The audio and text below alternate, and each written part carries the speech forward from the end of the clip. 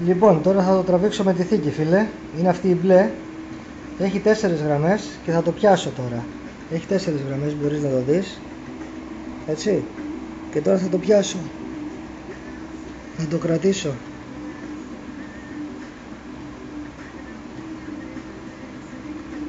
Το πιάνω ακριβώς όπως και το άλλο, αγκαλιασμένο. Έπεσε ήδη μία γραμμή.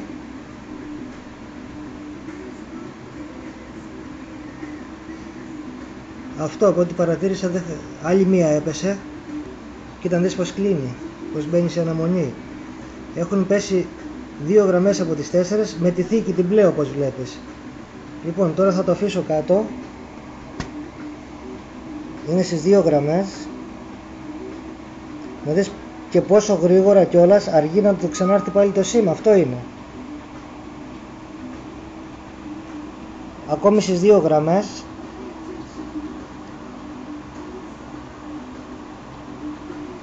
Κάνει πόση ώρα να του ξανάρθει το σήμα. Η μαλακία είναι αυτή. Τρίτη γραμμή τώρα ανέβηκε. Τώρα τέταρτη. Παραπάνω δεν πάει εδώ πέρα μέσα στο σπίτι. Είναι και γουίν κιόλας. Λοιπόν, θα το κάνω άλλη μία να το δεις στα γρήγορα. Έχει 4 γραμμές, το πιάνω. Το κρατάω. 4 γραμμές. Έφυγε η πρώτη. Και έφυγε και η δεύτερη. Με θήκη, τη βλέπεις την μπλε γύρω γύρω.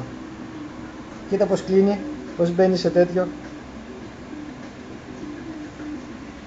Όταν κλειδώνει, κάνει τέτοια κόλπα. Λοιπόν, στο στέλνω.